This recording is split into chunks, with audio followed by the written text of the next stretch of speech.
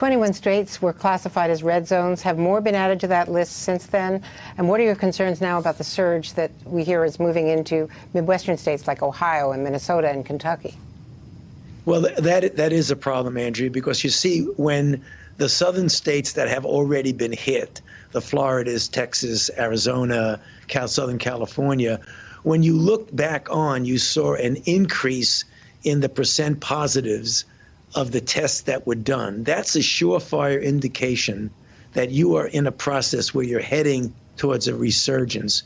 We're starting to see that in some of the states now: Kentucky, Tennessee, Ohio, and other, Indiana, and other of those states.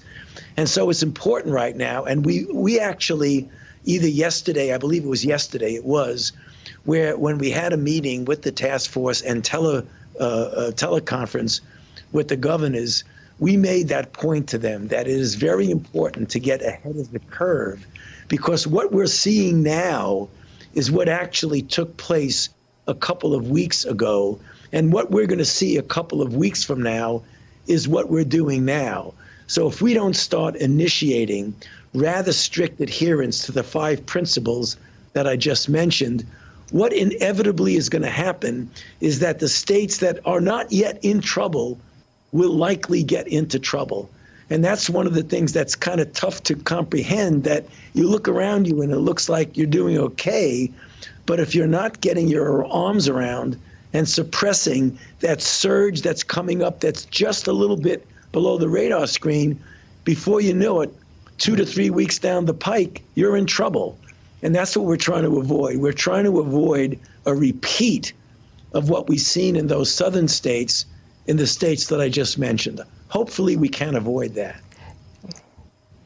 To avoid that, do they have to roll back some of the reopenings, for instance, indoor bars?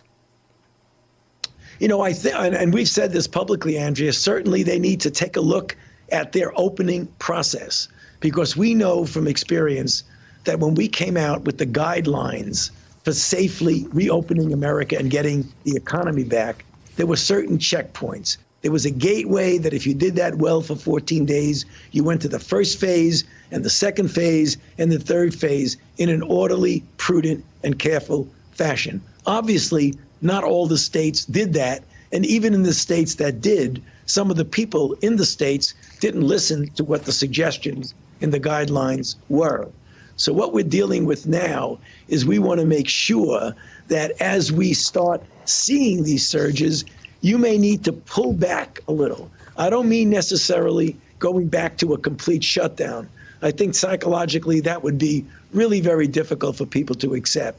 But what we can do is, if you're going too quickly, call a pause, a timeout, and think maybe you want to backtrack a little. Not necessarily all the way back to shutdown, but enough to regain your footing so that you then proceed to open in a much more cautioned fashion. Hey there, I'm Chris Hayes from MSNBC. Thanks for watching MSNBC on YouTube. If you want to keep up to date with the videos we're putting out, you can click subscribe just below me, or click over on this list to see lots of other great videos.